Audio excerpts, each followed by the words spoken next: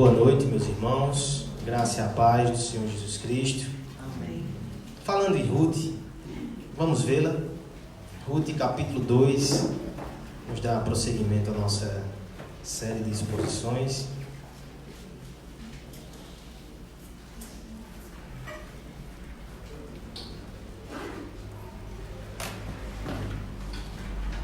Ruth, capítulo 2.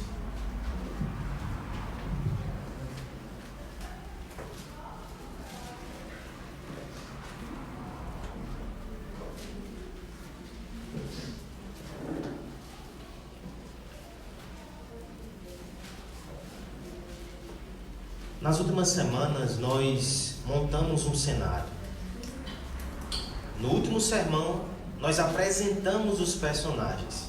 Dentre eles, o protagonista divino. A grande questão hoje é como é que essa história vai prosseguir na sua trama. Nós veremos hoje um novo personagem que é inserido. Um encontro que acontece. E através desse encontro, a narrativa se moverá. Hoje é o dia de um grande encontro. E eu não estou falando somente do encontro de Ruth e de Boaz, que leremos. Eu estou falando do encontro do povo de Deus com a palavra de Deus. E quando a palavra de Deus é pregada, o próprio Cristo encontra-se conosco. Que encontro maravilhoso. Prepare o seu coração para isso. Vamos ao texto. Que Cristo fale conosco nessa noite. Ruth, capítulo 2, a partir do verso 1. Acompanhe com atenção e com fé a palavra de Deus. Tinha Noemi um parente de seu marido, senhor de muitos bens, da família de Elimeleque, o qual se chamava Boaz. Ruth, a moabita, disse a Noemi: deixai-me ir ao campo, e apanharei espigas atrás daquele que me favorecer. Ela lhe disse: vai, minha filha. Ela se foi, chegou ao campo, e apanhava após os segadores. Por causalidade, entrou na parte que pertencia a Boaz, o qual era da família de Elimeleque. Eis que Boaz veio de Belém e disse aos segadores: o Senhor seja convosco. Responderam-lhes: o Senhor te abençoe. Depois perguntou Boaz ao servo encarregado dos segadores: de quem é esta moça? Respondeu-lhe o servo: esta é a moça moabita que veio com Noemi da terra de Moabe. Disse-me ela: deixai-me rebuscar espigas e ajuntá-las entre as gavelas após os segadores. Assim ela veio. Desde pela manhã até agora está aqui, menos um pouco que esteve na choça. Então disse Boaz a Ruth: ouve, minha filha, não vás colher em outro campo, tampouco passes daqui, porém aqui ficarás com as minhas servas. Estarás atenta ao campo que cegarem, e irás após ela. Não dei ordem aos servos que não te toquem. Quando tiveres sedes, vai às vasilhas e bebe do que os servos tiram. Então ela, inclinando-se o rosto em terra, lhe disse: como é que me favoreces e fazes caso de mim, sendo eu estrangeira? Respondeu Boaz e lhe disse: bem me contaram tudo quanto fizeste a tua sogra depois da morte de teu marido. E como deixaste a teu pai, a tua mãe, a terra onde nasceste, e vieste para o povo que dantes não conhecia. O Senhor retribua o teu feito, e seja cumprida tua recompensa do Senhor, Deus de Israel, sob cujas asas viesse buscar abrigo, refúgio. Disse ela: tu me favoreceste muito, Senhor meu, pois me consolaste e falaste ao coração da tua serva, não sendo eu ainda nem como uma das tuas servas. À hora de comer, Boaz lhe disse: achega-te para aqui e come do pão, e molha no vinho o teu bocado. Ela se assentou ao lado dos segadores, e ele lhe deu grãos tostados de cereais. Ela comeu e se fartou, e ainda lhe sobejou.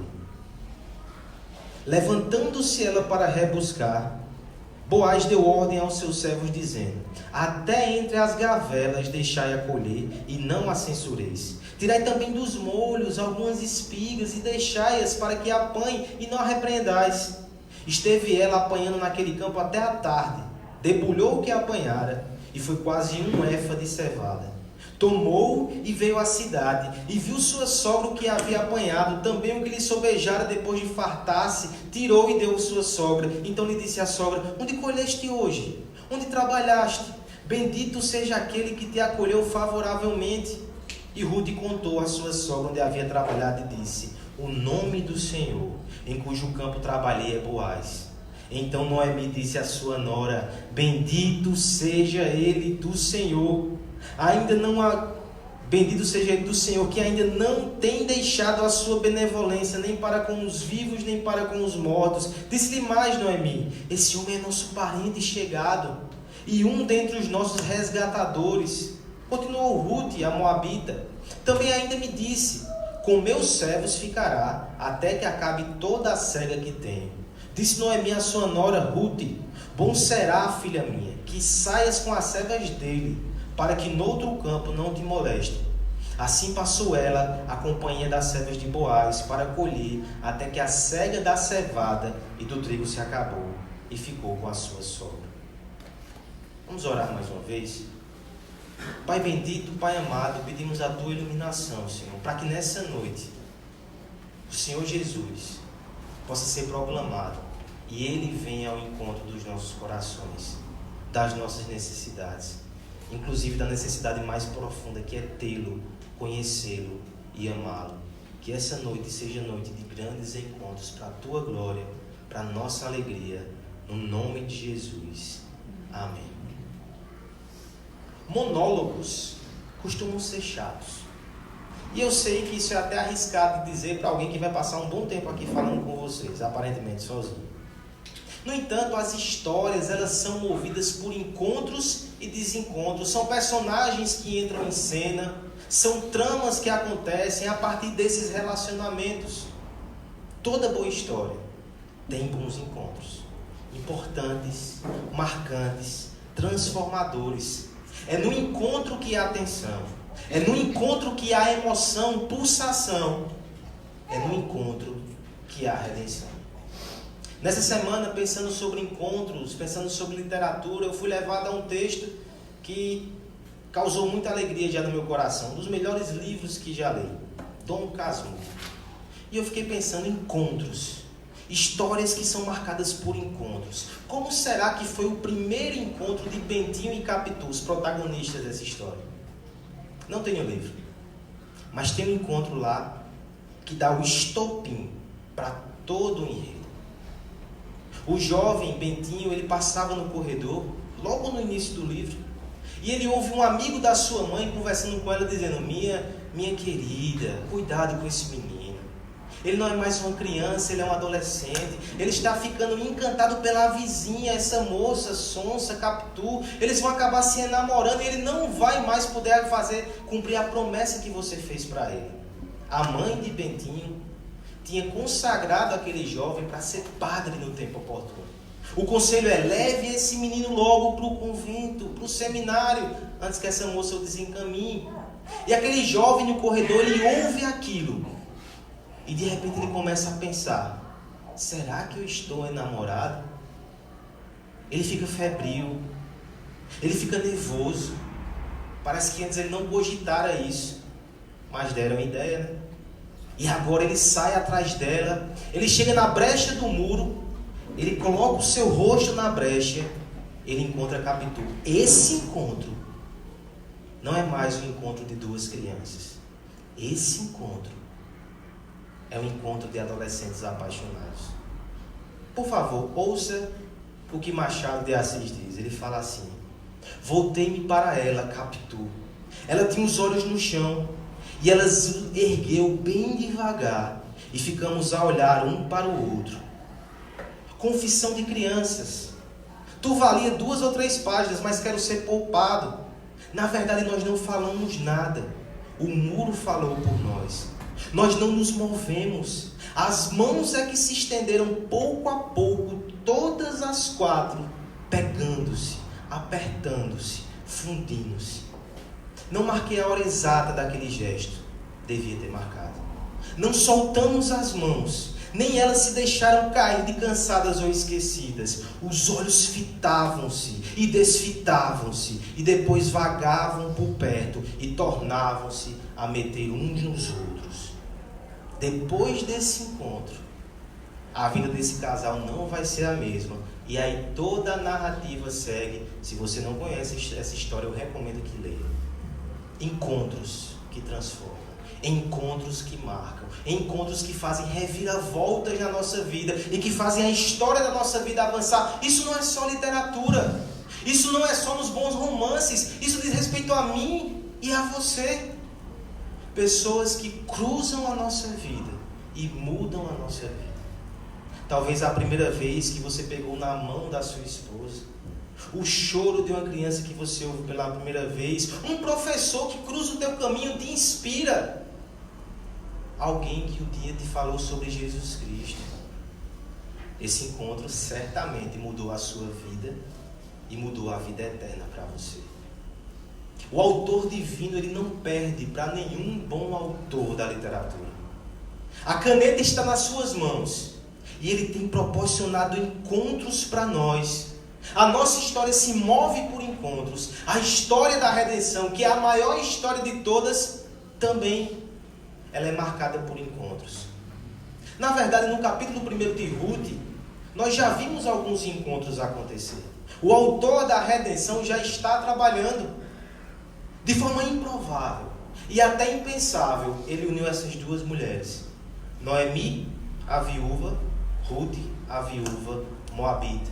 Ele as uniu, ele as atou no encontro inesperado e agora as traz para a terra prometida, para o palco da redenção. E vai pegar essas mulheres improváveis e através de um novo encontro vai começar a revelar graça e bondade. A luz que brilha no meio da escuridão, numa situação de desengano, de desencantamento. A esperança vai entrar em cena a partir de hoje, a partir de agora, a partir do capítulo 2. E isso tudo através de um personagem que vai entrar em cena. E eu lhe pergunto logo de cara, não parece que tem algo mais por trás? Um simples homem não pode trazer tanta esperança assim. Lembre-se, é o protagonista da redenção, que move as peças, que articula os relacionamentos. É ele que está por trás da chegada de Boaz. Hoje é o dia do encontro, mas é o dia do encontro com a graça de Deus. A partir do texto sagrado, meus irmãos, nós vamos pegar essa amostra santa e vamos perceber como Deus faz avançar sua história, a história da redenção e também a história de cada um de nós. Tudo dentro do seu plano perfeito. E faz isso proporcionando encontros para nós. Nós veremos isso progressivamente, de forma indutiva e crescente. Uma verdade que vai se ampliando. A exposição dessa noite vai ter por tema o dia do encontro. Como Deus faz a nossa história avançar. No primeiro momento, a primeira verdade, a camada mais básica, do verso 1 a 3, é que Deus prepara encontros para nós. Como Deus faz nossa história avançar? Ele prepara encontros para nós. Vamos ver isso nos versos de 1 a 3. Eu peço que você leia em uma só voz toda a igreja. Ruth capítulo 2, versos de 1 a 3. Tinha Noemi, um parente de seu marido, senhor de muitos bens, da família de Elimelec, o qual se chamava Boaz. Ruth, a moabita, disse a Noemi: deixa-me ir ao campo e apanharei as espigas para cuidar aquele que me favorecer. Ela lhe disse: vai, minha filha. Ela se foi, chegou ao campo e apanhava após os segadores. Por casualidade, entrou na parte que pertencia a Boaz, o qual era da família de Elimelec. Qual o melhor momento, melhor dia e melhor hora para o encontro? Temos aqui jovens solteiros. Qual é a melhor hora para o encontro? Você sabia que há pesquisa científica sobre isso? E eu vou lhe dar esse dado agora de mão beijada. Espero que você não perca o resto da pregação pensando só nisso, certo? Mas houve uma pesquisa feita pelo Instituto de Economia de Londres, não sei por que eles fizeram isso, mas eles estatisticamente comprovaram que o dia melhor para um encontro é uma quinta-feira. Alegaram que possivelmente isso tem a ver com hormônios. É quase que uma fraude, né? O seu hormônio está agitado naquele dia, você não vê direito a pessoa que está ali na sua frente. Isso é uma armadilha. Se alguém te chamar para um encontro na quinta, não vá. Qual é o melhor dia para você encontrar com o seu patrão e pedir um aumento? Sim, tem pesquisa sobre isso também. Quarta-feira, depois das 5 horas da tarde. Não me pergunte por quê. Temos alguns patrões aqui. Júlio disse, não. Bem, é sempre um desafio esse tipo de encontro. É interessante que, diante de todas essas regras de encontros, o dia, a hora, o momento, nem sempre as coisas ocorrem como planejado. E os encontros inesperados? E os desencontros? Deixa eu dar uma boa nova para você. A palavra final nos nossos encontros vem do próprio Deus. É isso que Ruth vai nos mostrar nessa noite, nessa primeira verdade. Nós temos aqui no texto de Ruth um narrador que vai nos dar uma informação aparentemente aleatória. Lembre do contexto. As mulheres chegam de volta a Judá. Elas voltam sem muita expectativa, elas voltam sem muita esperança. E nós ficamos curiosos. O que vai ser dessas duas viúvas? Quem vai prover sustento a elas? Como será a vida nova aqui? O texto não fala sobre isso. Olha o versículo 1 como começa. Tinha Noemi um parente do seu marido, senhor de muitos bens, da família de Elimeleque, o qual se chamava Boaz. Certo? E daí? Essa informação é importantíssima. Nós temos aqui o narrador onisciente que está falando com vocês. Ele deixa por um lado aquelas mulheres e lhe dá essa informação de bandeja. Agarre.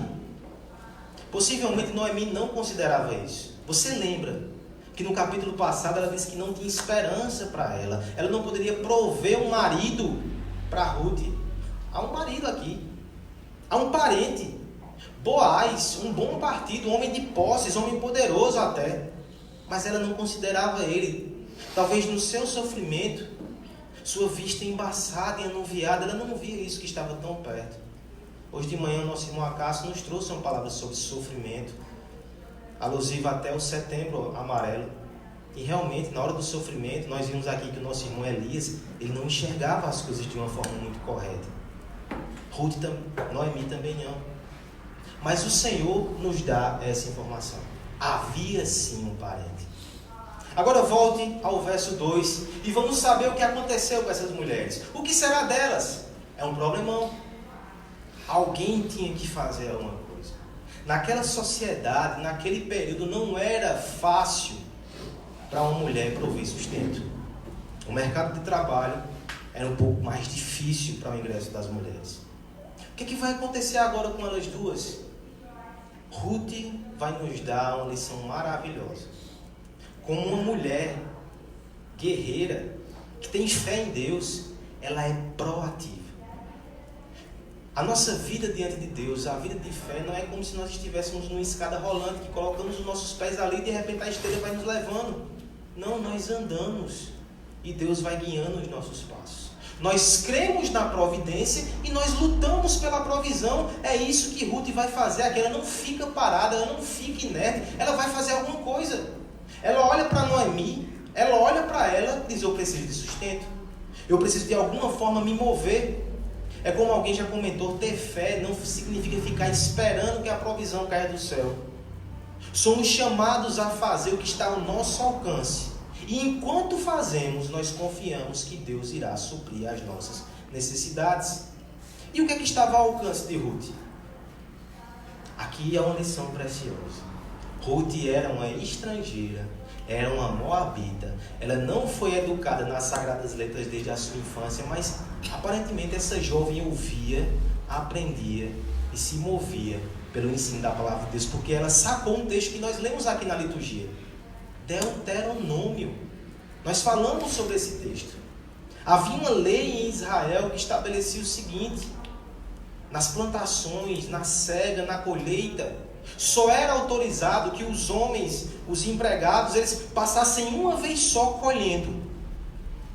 Pegassem tudo o que poderiam e o que não conseguissem pegar, eles não voltariam atrás. Aquela colheita seria destinada para as mulheres, os órfãos e os estrangeiros. Aqueles mais frágeis da sociedade, eles poderiam usufruir disso para o seu sustento. Ruth se apega a isso e veja o que ela diz no verso 12: deixar-me ir ao campo. Não existe essa possibilidade que Deus ordenou. Não existe esse mandamento de Deus. Eu vou atrás dessas espigas. Mas ela diz algo interessante. Ela diz assim: eu vou para aquele que me favorecer. Não era a lei? Lembre-se que esse é o tempo de juízes. Os homens não cumprem a lei de Deus, eles são perversos. Ela ia se arriscar. Nem todos os proprietários de terra seriam generosos e obedientes a Deus. Certamente alguns seriam egoístas e desobedientes e expulsariam ela de lá. Ainda mais ela sendo uma mulher, ela sendo estrangeira. Era arriscado no tempo de juízes, de tanta perversidade.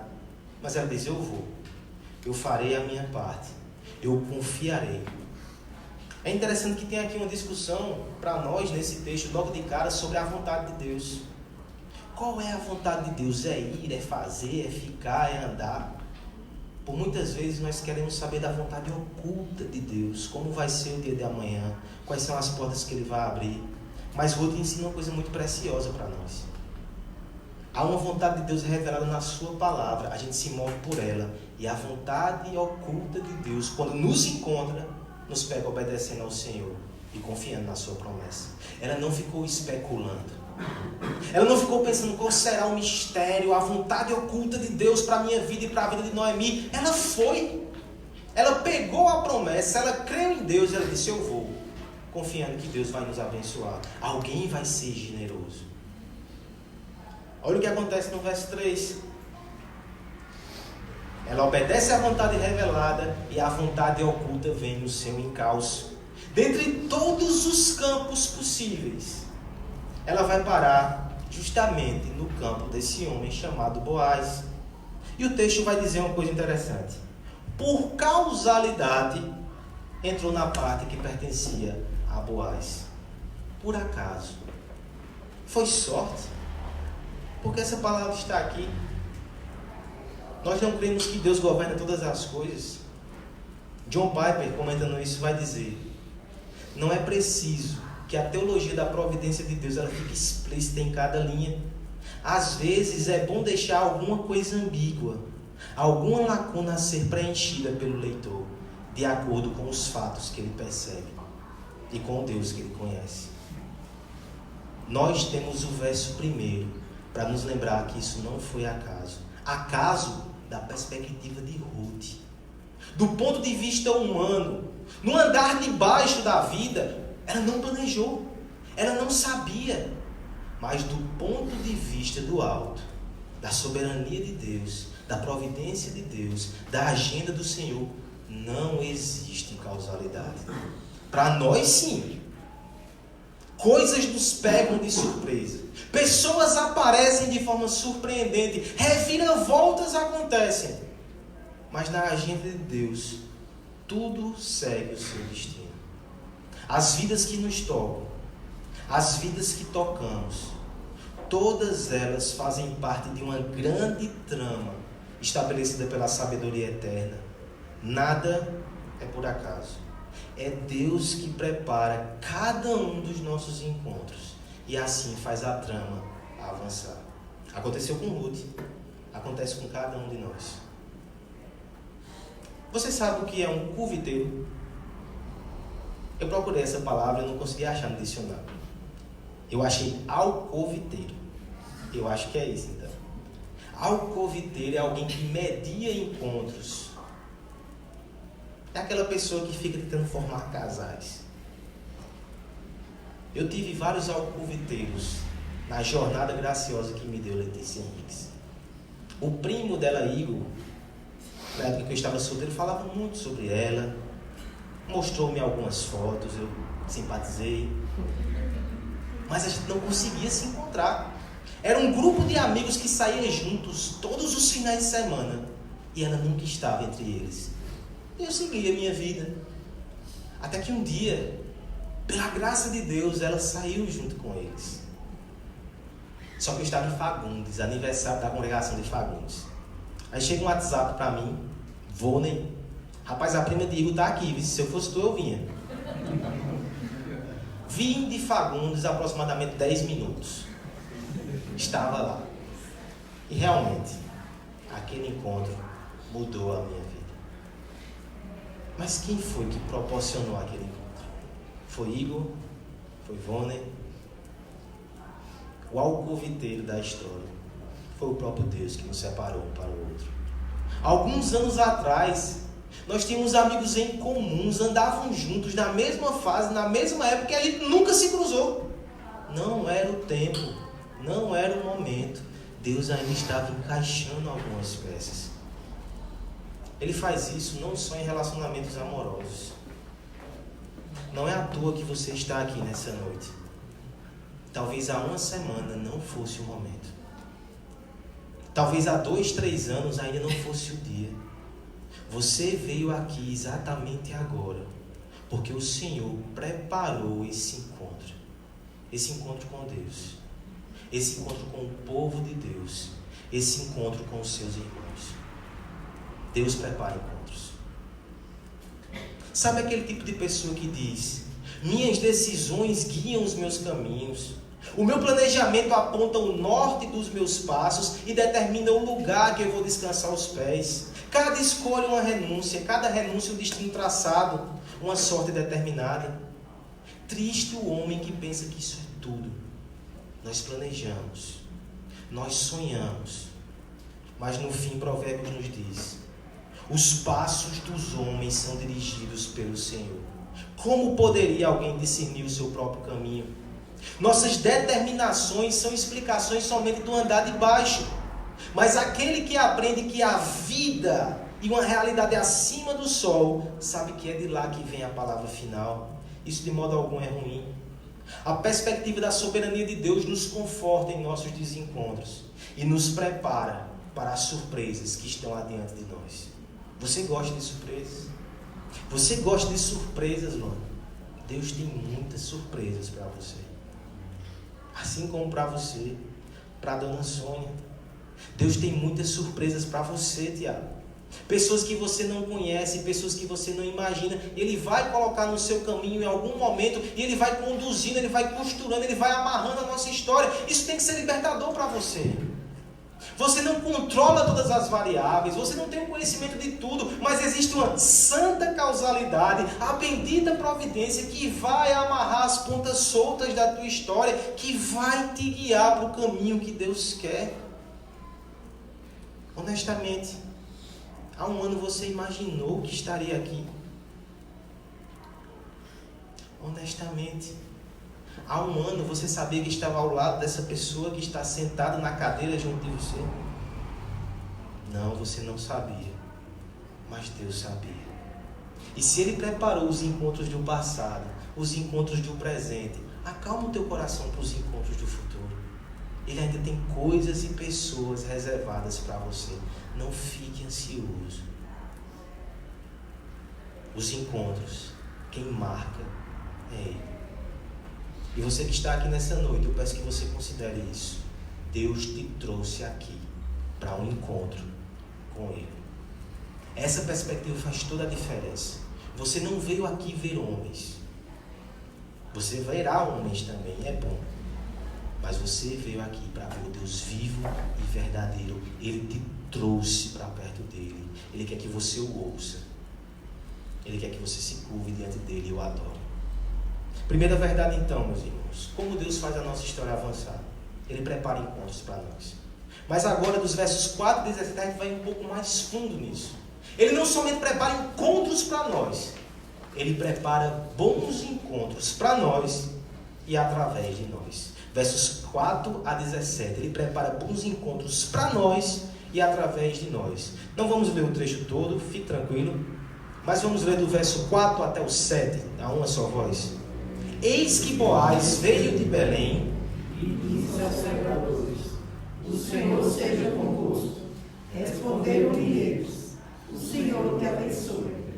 Depois perguntou Boaz ao servo encarregado dos segadores: de quem é essa moça? Respondeu-lhe o servo: esta é a moça moabita que veio com Noemi da terra de Moabe. Disse-lhe ela: deixa-me rebuscar as espigas e ajuntá-las entre as gavelas aos segadores. Assim ela veio, desde pela manhã até agora está aqui, menos um pouco que mais. Deus prepara bons encontros. Porque existem encontros que não são bons. Eu e Letícia, por exemplo, nós somos muito favorecidos por alcoviteiros habilidosos, mas nós não somos alcoviteiros habilidosos.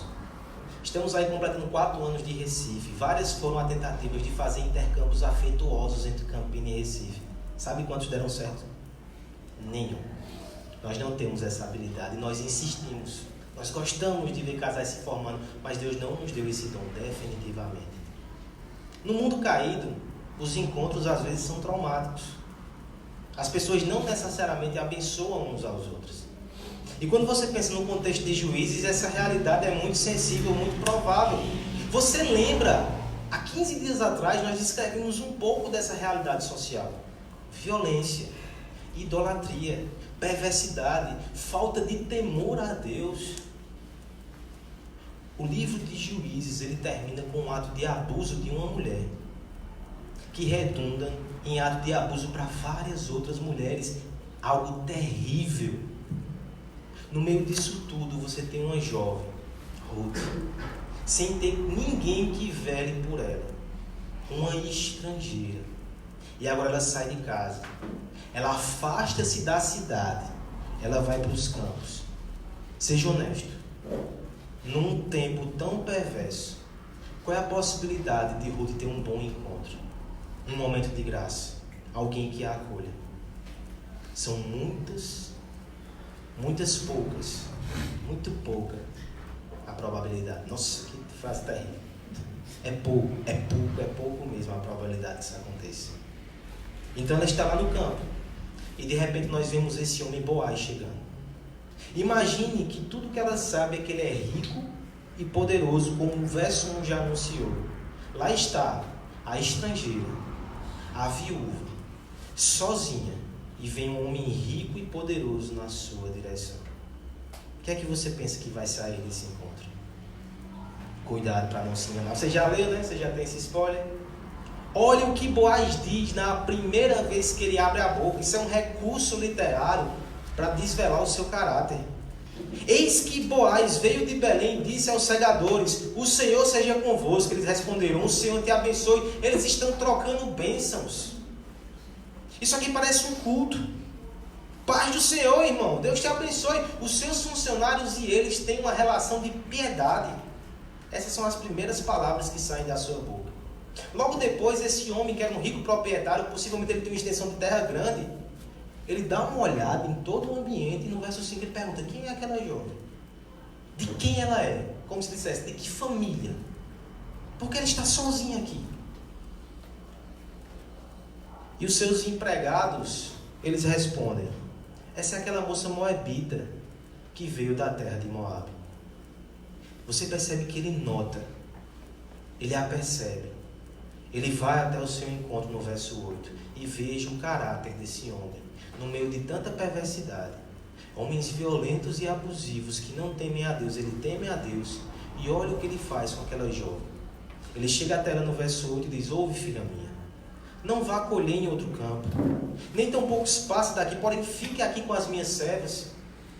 Em certo sentido ele está dizendo: fique aqui que é mais seguro, porque ele vai dizer logo adiante: eu disse aos meus servos que ninguém te moleste, ninguém toque em você.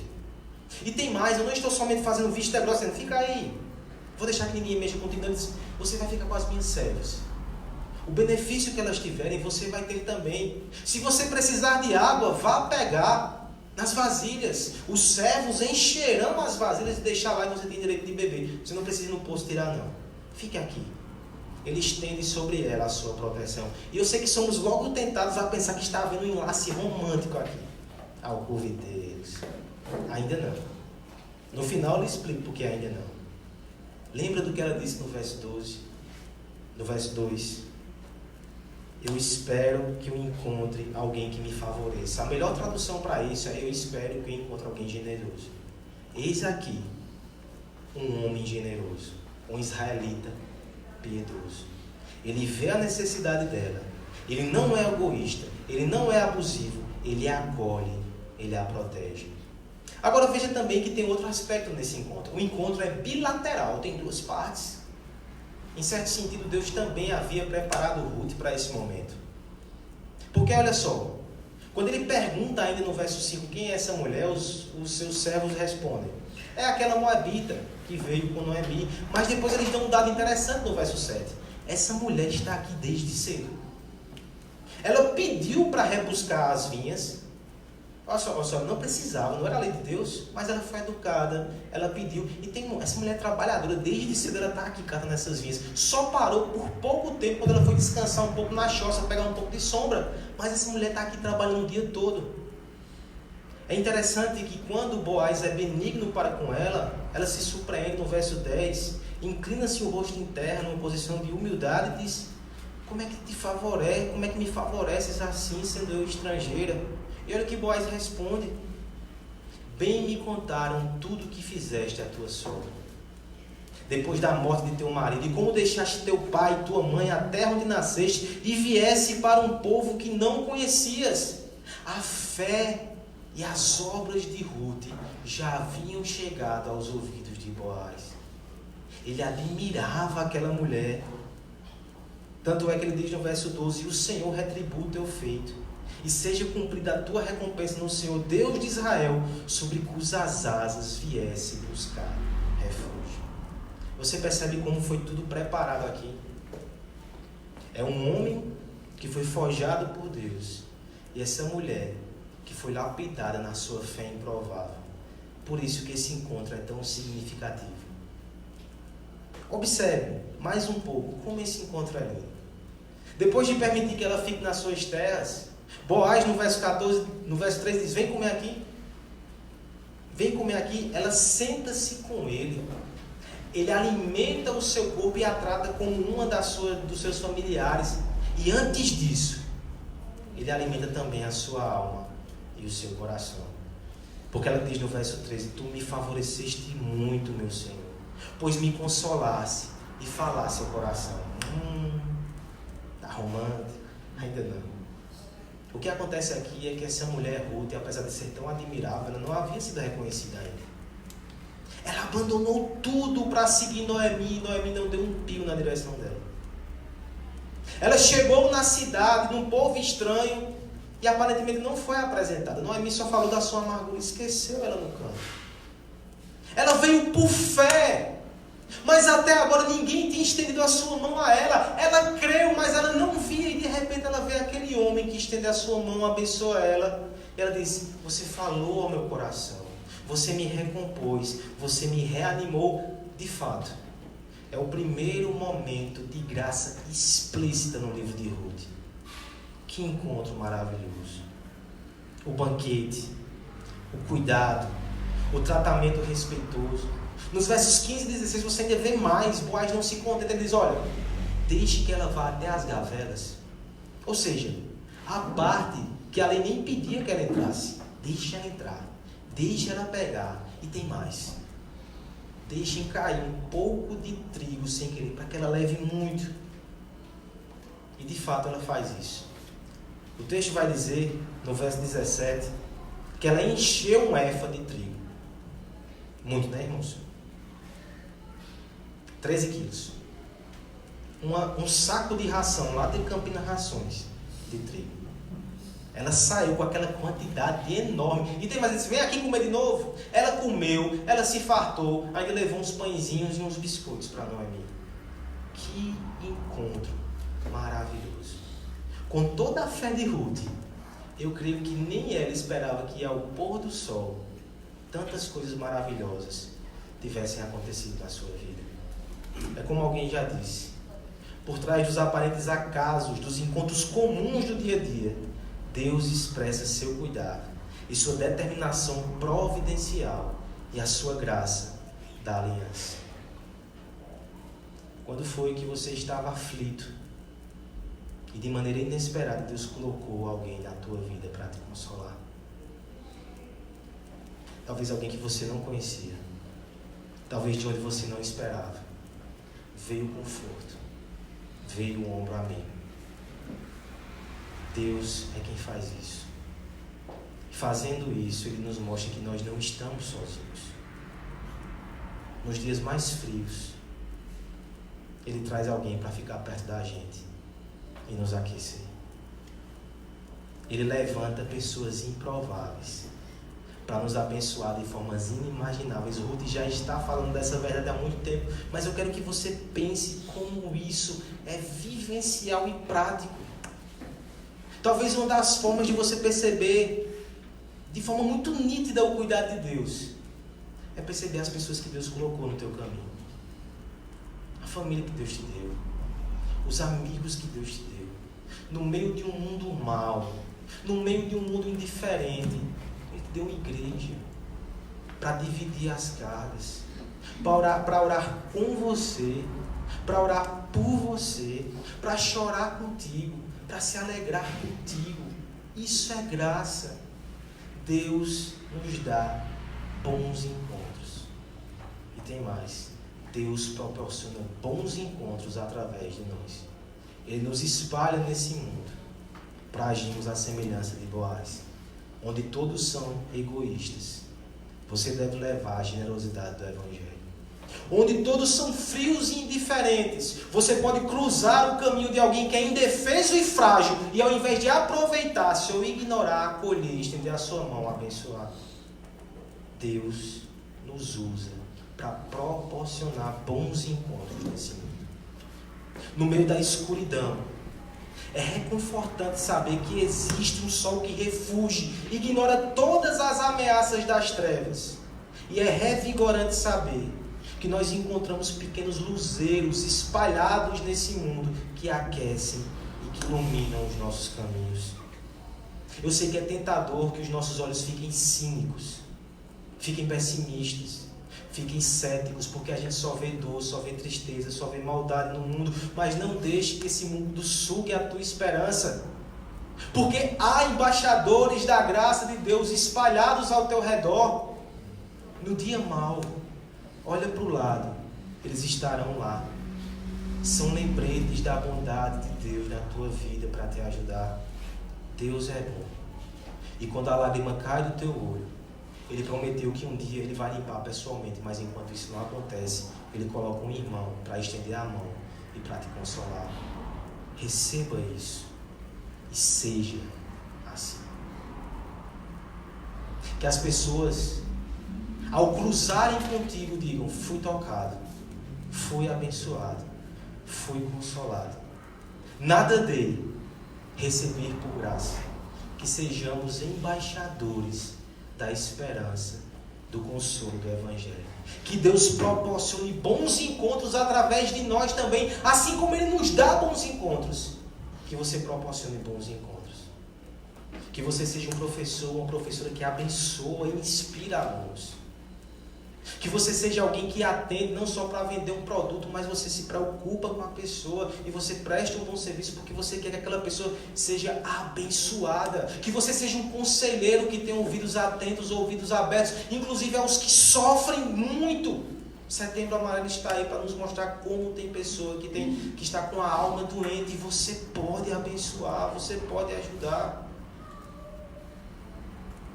Onde quer que Deus te leve, que você seja alguém que resolve problemas, que consola os aflitos, que abençoa vidas, que você seja um agente de bons encontros. Por que você está aqui nessa noite? Espero que você tenha a expectativa de encontrar-se com Deus e que isso esteja acontecendo. Mas eu também te aconselho, fique perto do povo de Deus. É aqui que Ele se revela com mais frequência e com mais intimidade. Quer encontrar com Deus? Siga o rastro da graça. E Ele está no meio desse ajuntamento de pecadores que estão curvados, dizendo ao Senhor: somos só estrangeiros, porque Tu és tão benevolente para conosco. Junte-se ao povo de Deus e encontre-se com Deus vivo e verdadeiro. Como Deus faz avançar nossas histórias? Ele nos prepara encontros. Não só encontros, Ele nos prepara bons encontros. Mas por fim, o ápice desse texto: Deus prepara para nós o melhor dos encontros. Versos 18 até o verso 23. Vamos ler tudo juntos? Tomou e veio à cidade, e viu sua sogra que havia apanhado. Também o que sojejava depois de fartar-se, e criou e deu a sua sogra. Então lhe disse a sua sogra: onde colheste hoje? Onde trabalhaste? Bendito seja aquele que te acolheu para comer. E Ruth contou à sua sogra onde havia trabalhado e disse: o nome do Senhor, em cujo campo trabalhei, é Boaz. Então Noemi disse à sua nora: bendito seja ele, o Senhor, que ainda não tem deixado a sua benevolência, nem para com os vivos, nem para com os mortos. Disse mais Noemi: esse homem é nosso parente chegado, e um de nossos resgatadores. Continuou Ruth a Moabita, também ainda me disse: com os meus servos ficarás, até acabar toda a série que tenho. Disse Noemi à sua nora: bom será, filha minha, que saia com as servas do Egito, para que no outro campo não moleste. Assim passou ela a companhia das servas de Boaz na colheita, até que a serva se acabou e ficou com a sua sogra. Eu preciso me justificar. Porque talvez, se você estava atento na leitura, parece que o clímax do capítulo 2 vai até o verso 17, o encontro com Boaz. Como é que o encontro com Noemi pode ser um clímax? Se a hora que ela foi abençoada de fato, foi ali com Boaz. Mas esse é o ponto importante para nós aqui. Existem encontros bons. E existe um encontro que muda a nossa vida para sempre. Existem momentos marcantes e existe um momento a partir do qual nada é como antes. Aqui nós temos a explicação de como o encontro com Boaz não é bom, é maravilhoso, é transformador e é redentor. Por isso a explicação é o clímax. Primeiro que nós temos aqui surpresas. Primeiro, Noemi se surpreende. Lá vem Ruth com um balaio cheio. Não só com trigo, mas comendo. Não só comendo, trazendo para ela comer. Você já imaginou a reação de Noemi? Talvez ela já estivesse no pé da porta fazendo a sua prece, dizendo: ó Senhor, guarda aquela menina. Aquela moça saiu, Jesus, como é perigoso. Cadê ela que não chega? Que ela chegue bem, talvez nem traga trigo, mas que chegue bem. Não só chegou bem, como chegou cheio de comida no balaio. É por isso que Noemi vai dizer: onde colhestes hoje? Onde trabalhaste? Tem mais: bendito aquele que te acolheu favoravelmente. Alguém te abençoou. Alguém entrou no teu caminho. Alguém fez alguma coisa. Não posso entender o que aconteceu aqui. Ah, Noemi, você não sabe de nada. Ruth vai dizer: alguém me abençoou e ele tem nome. Boaz. Boaz. Imagina como aquele nome não bateu em Noemi. Ela pensou: meu Senhor, como eu esqueci de Boaz. Boaz. Eu esqueci, mas o Senhor não esqueceu. Agora entenda que ela não demonstra muita coisa não. Você percebeu isso? Mas o que ela demonstra é surpreendente. Você tem uma mulher amargurada, sem esperança, que não louvava ao Senhor, que estava entregue ao seu sofrimento e à sua dor.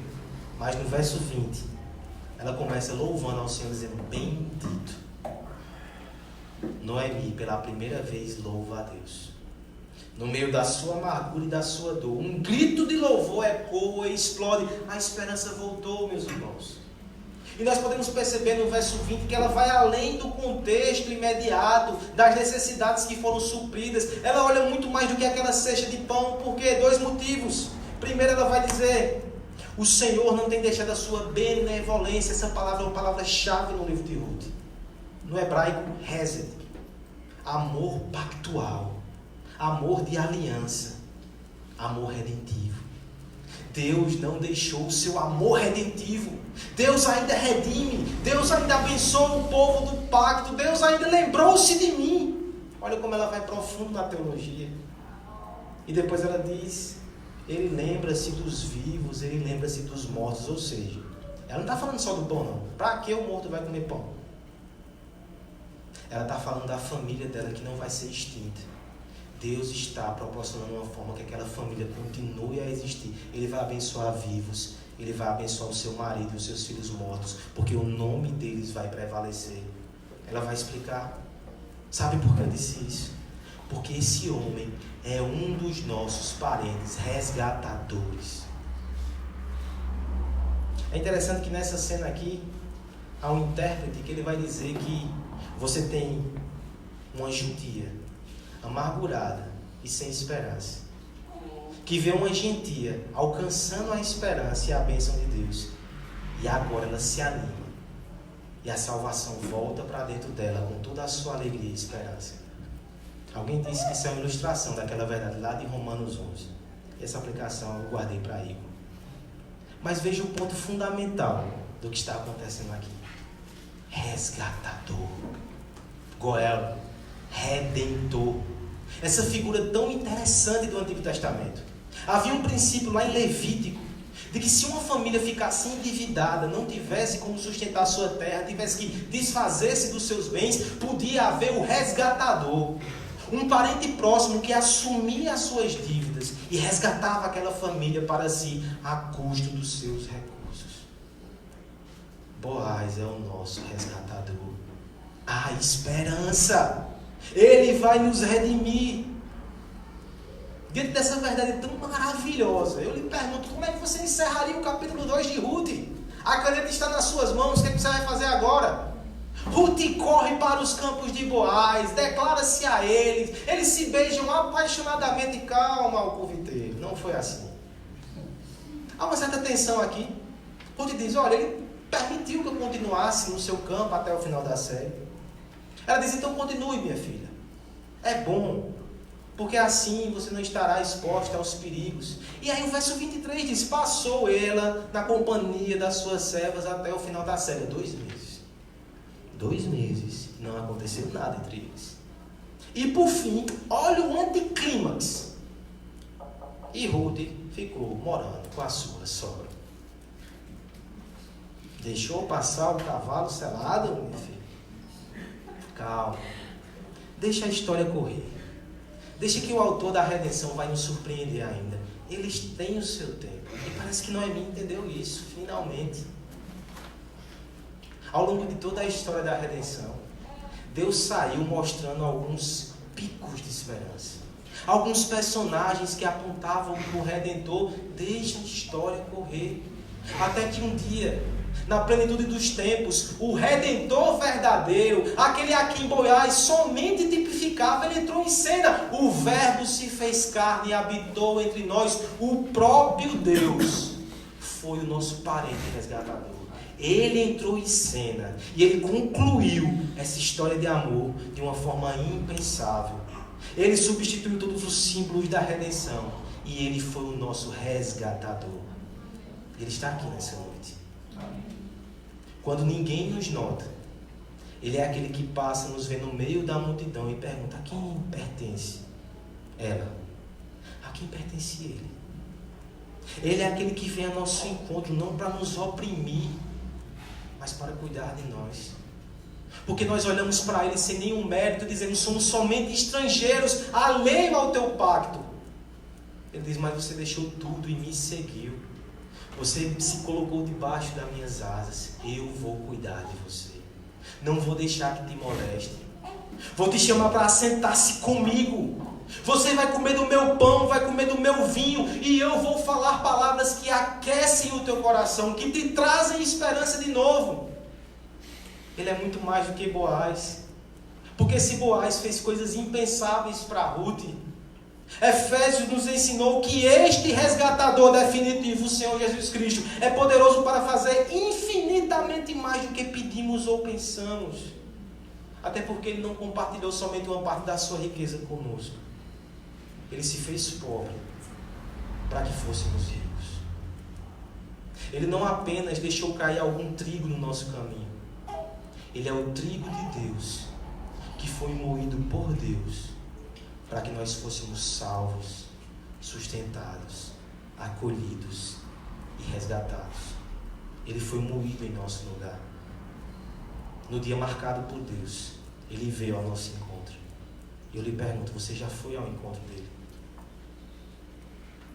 Existe um homem na história da igreja que me encanta por sua biografia e sua teologia. Agostinho de Hipona.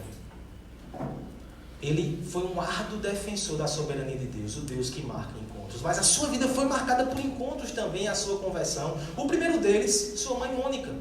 Mulher piedosa, cristã temente a Deus, que orou por 30 anos para que ele se rendesse a Deus. 30 anos, que fé perseverante. Muitas vezes parecia que ele não vinha, mas o dia marcado não tinha chegado ainda. Houve outros encontros. Em determinado momento ele seguiu uma seita dos maniqueus porque ele era ávido por entender a verdade. Procurou em todos os lugares. Quando chegou nessa seita, ele encontrou-se com um homem mais ilustre. Ele não tinha as respostas. Agostinho disse: eu não vou mais procurar aqui. Tinha muitos preconceitos com a palavra de Deus. Achava aquele livro arcaico. Em determinado momento ele encontra com Ambrósio de Milão, um bispo conhecido pela sua retórica. E ele vai visitar aquela igreja só para ver a retórica daquele homem. E de repente ele começa a entender as escrituras. Ele percebe como era tolo. Ele não conseguia entender o Antigo Testamento e como ele apontava para Cristo. Mas aquele encontro começa a mudar o coração de Agostinho. Até que ele começa a ler com muito entusiasmo Romanos. E num dos seus momentos de conflito existencial, lendo aquele livro, ele simplesmente joga aquele livro ao pé de uma árvore e fica pensando se é verdade as coisas que Deus diz e as coisas que Deus faz, porque Ele não faz comigo. Naquele momento, vozes ecoam na sua cabeça, dizendo: toma e lê, toma e lê. Ele abaixa, pega a escritura, pega o livro de Romanos mais uma vez. Abre exatamente em Romanos 13:13, que diz: comportemo-nos com decência, como quem age à luz do dia, não em orgias e bebedeiras, não em imoralidade sexual e depravação, não em desavença e inveja. Pelo contrário, revistam-se do Senhor Jesus Cristo e não fiquem premeditando como satisfazer os desejos da carne. Nas suas próprias palavras, revistam-se do Senhor Jesus Cristo. Entrou na sua mente, tocou profundamente o seu coração. Naquele dia, Agostinho encontrou-se com Deus. Sua vida nunca mais foi a mesma. A história da igreja foi impactada. Nós fomos impactados pelo legado daquele homem. Deus tem a sua agenda. E nessa agenda, Ele prepara encontros. Ele prepara bons encontros. E acima de tudo, Ele prepara o melhor dos encontros com o Senhor Jesus Cristo. Permita-me encerrar nessa noite perguntando: você já encontrou com o Senhor Jesus Cristo? Se já, tenho uma boa notícia para você também. Talvez o seu sofrimento seja seus amigos e parentes que ainda não encontraram-se com Ele. Ele tem a sua agendinha. Continue orando, continue perseverando. Já deu 30 anos. Ele respondeu orações de 30 anos. Você está orando só há 10? Ore um pouco mais. Se você está aqui nessa noite e ainda não teve esse encontro com Cristo, por que deixar para amanhã? Você pode se curvar diante dele, ele vai te abrigar debaixo das suas asas. Isso é mais do que algo que eu fico falando aqui semanalmente. Talvez o teu pai tenha dito a você, você já ouviu de alguém. Isso não é algo somente que envolve a sua mente, é algo que envolve os afetos mais profundos do teu coração. Nós temos um autor maravilhoso que está escrevendo uma história linda. E no meio de tantos encontros abençoados, esse é o principal encontro. No final da tua vida, não importa quem cruzou o teu caminho.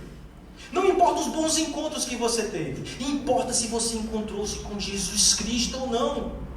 Esse encontro é mais fascinante, mais velho e mais transformador do que o encontro de qualquer Bentinho e Capitu da vida. Não há Machado de Assis, com toda a sua habilidade, que consiga escrever uma história tão linda como a história da redenção. Eu te pergunto: essa é a tua história? Ou você é alheio a essa história? Agostinho também tinha habilidades literárias. E eu vou encerrar nesse momento com um trecho do último livro das suas Confissões, quando ele narra o seu encontro com Deus.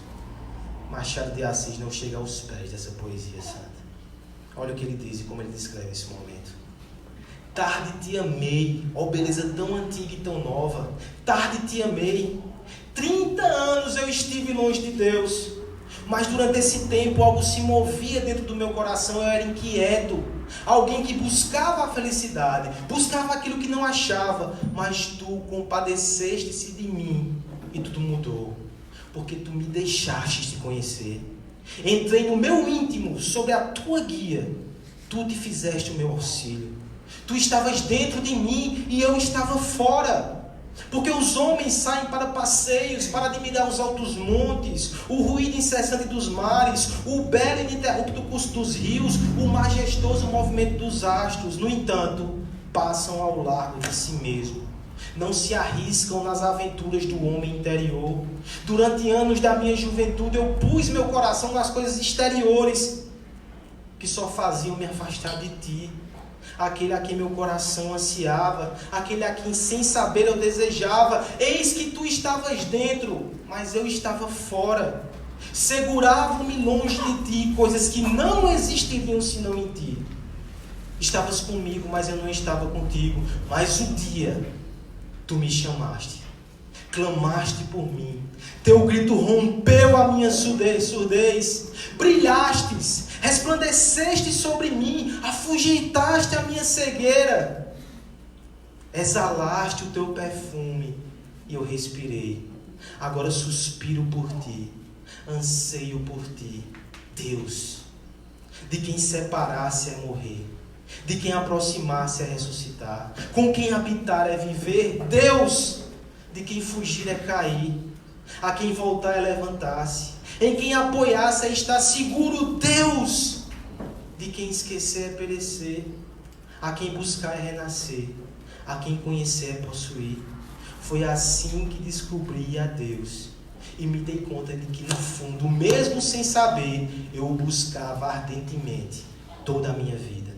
Provei-te, agora tenho sede e fome de ti. Tocaste-me e agora ardo em tua paz. Deus começa a habitar em ti quando começas a amar. Você já encontrou com Deus? Você já ama a Deus? Ele já habita em você. Esse é o principal dos encontros. Ele está aqui nessa noite. Ele te trouxe aqui para mudar a tua vida hoje. Vamos cantar uma canção nesse momento que fala exatamente sobre isso. Depois eu farei uma oração e eu peço que você medite nessa canção, que você pense nisso, que você considere isso.